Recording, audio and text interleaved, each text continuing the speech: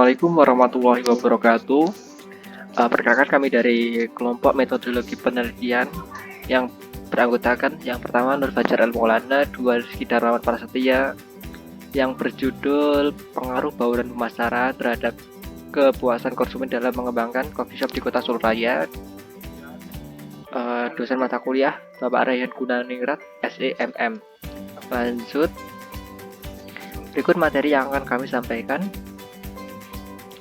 Yang pertama, latar belakang. Kopi Indonesia merupakan salah satu produk pertanian unggulan selain karet dan kelapa sawit. Produksi kopi di Indonesia diharapkan mampu bersaing di pasar internasional. Hal ini dibuktikan dengan penelitian Nalurita dan kawan-kawan 2014 menemukan bahwa kopi Indonesia memiliki keunggulan komparatif dan kompetitif yang didukung oleh faktor-faktor seperti sumber daya alam, modal dan tenaga kerja, ilmu pengetahuan dan teknologi industri terkait pendukung, peran pemerintah dan peluang yang ditemukan. Lanjut, berikut tabel presentasi terhadap total konsumen dunia. Yang pertama yaitu Uni Eropa sebesar 27,4%.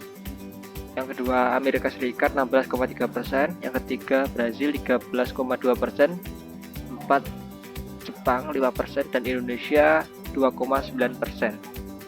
Lanjut, berikut tabel hasil survei penelitian 2019 mengenai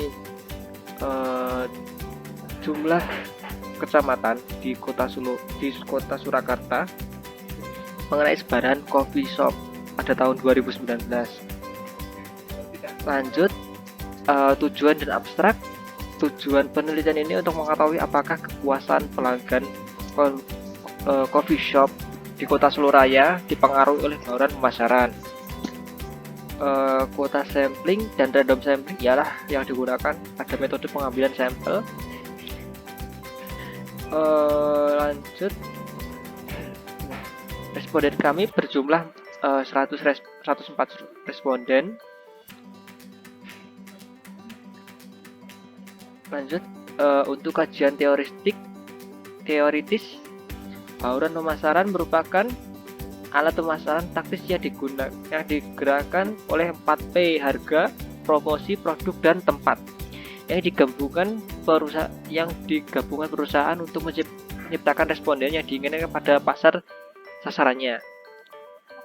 Coffee shop yakni sebuah kedai yang menjual kopi atau berbagai minuman non-alkohol lainnya, snack atau cemilan yang didukung fasilitas serta serta desain interior yang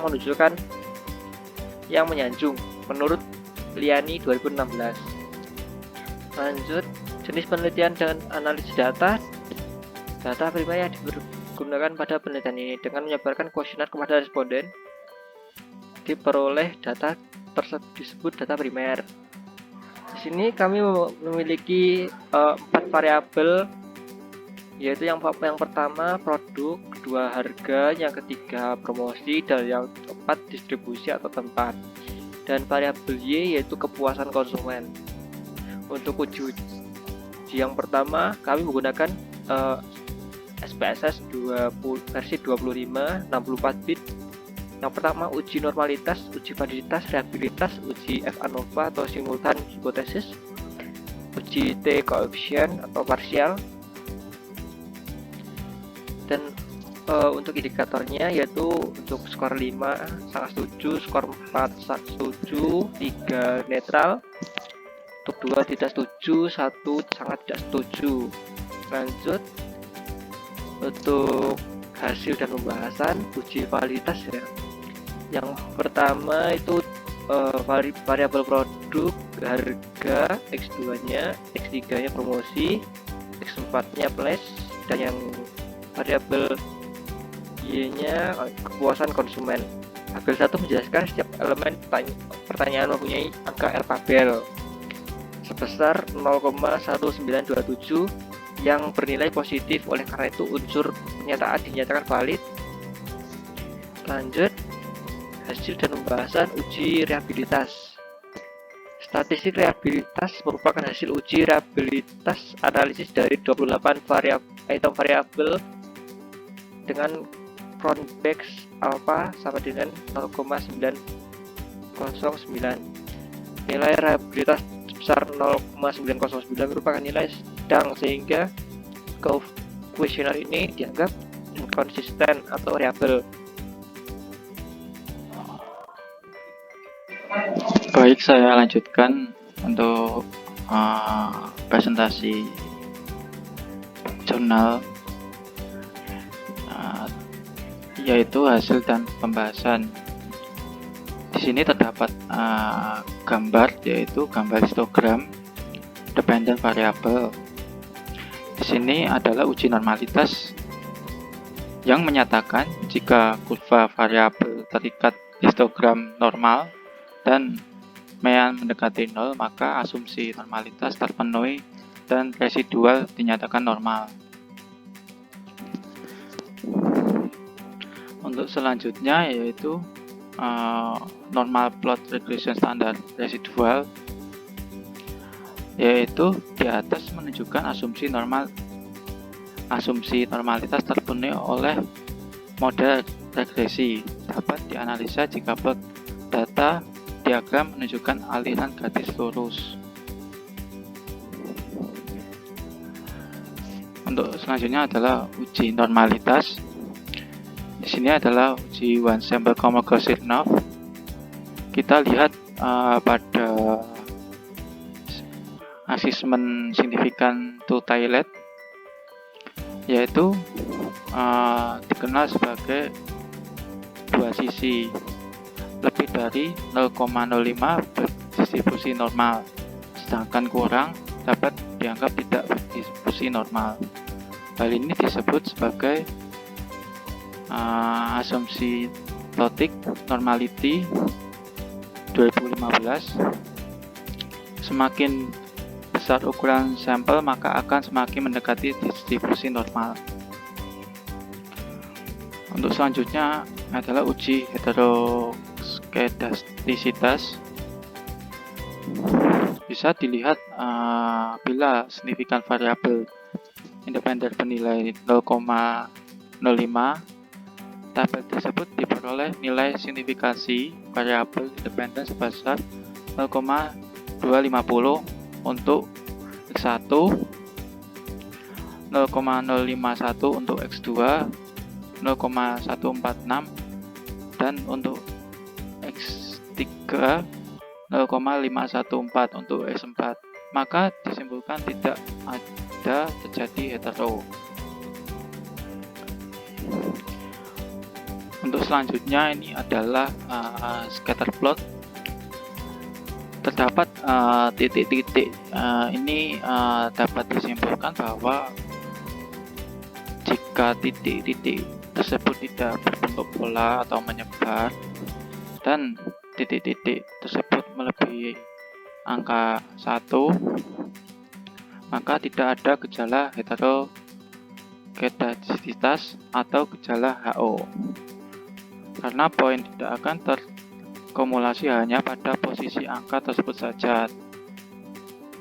Dapat disimpulkan 0 ke atas atau 0 ke bawah yang saya katakan tadi. Untuk selanjutnya adalah uji multi. Di sini terdapat dua uji multi, yaitu coefficients dan model summary. Untuk coefficients, bila nilai toleran lebih dari 0,01 dan nilai VIV kurang dari 10, berdasarkan tabel sebelumnya nilai toleransi, dan maka tidak ada masalah multikolinearitas. Dapat dilihat dari produk, harga, promotion, flash, dan variabel independennya adalah kepuasan konsumen. Untuk yang kedua ya ini adalah model summary. Di sini jika R² lebih dari 0,8 dapat diartikan terdapat multikolinearitas pada model, tetapi dari tabel di atas R² kurang dari 0,8. Dapat disimpulkan bahwa tidak ada tetapan multikolinearitas. Untuk selanjutnya ini adalah uji simultan. Nah, di sini uji simultan adalah uji dari keseluruhan variabel. Jika nilai signifikan lebih dari 0,05, maka hipotesis diterima. Berdasarkan tabel tersebut dapat disimpulkan bahwa hipotesis diterima dengan nilai signifikan 0,000 kurang dari 0,05 dengan arti variabel X1, X2, X3, dan X4 secara bersama-sama mempengaruhi variabel Y.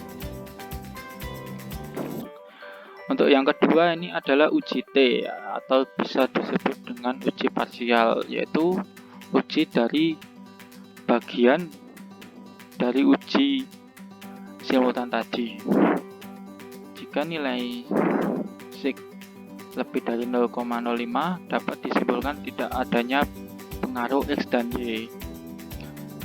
Jadi variabel X1, X2, dan X3 tidak berpengaruh pada variabel Y, dan sebaliknya X4 yaitu 0,003 atau kurang dari 0,5 dengan artian variabel X4 berpengaruh pada variabel Y. Nah, untuk bagian terakhir ini adalah kesimpulan dasaran. Dapat disimpulkan seluruh elemen bauran pemasaran secara bersamaan atau secara kolektif memiliki dampak yang besar terhadap kepuasan pelanggan kedai kopi Kota Solo Raya. Hal ini akan lebih puas dengan produk, harga, promosi, dan lokasi penjualan. Hal ini mengimplikasikan bahwa hipotesis 1, 2, dan 3, 4 dapat dibuktikan. Ada saran-saran yang bisa dijadikan masukan untuk ulasan oleh kedai kopi di Kota Solo Raya. Maksudnya, kedai kopi atau coffee shop perlu meningkatkan kualitas untuk meningkatkan kepuasan konsumen bahwa semua produk kedai kopi atau coffee shop bagus atau bisa layak untuk diapresiasi. Setiap produk, promosi produk, harga produk, pemilihan lokasi, dan lain-lain. Menurut pengamatan peneliti, kedai kopi atau coffee shop di Kota Solo Raya menetapkan strategi penetapan harga yang mempengaruhi psikologi konsumen, yaitu tergantung bagaimana kepuasan konsumen terhadap penilaian coffee shop di Kota Solo Raya, seperti penerapan harga ganjil, penerapan harga berapa unit, penerapan harga diskon, dan penerapan harga paket, atau dari sisi kenyamanan seperti live musik dan lain-lain. Sekian presentasi atau pemaparan kami terhadap jurnal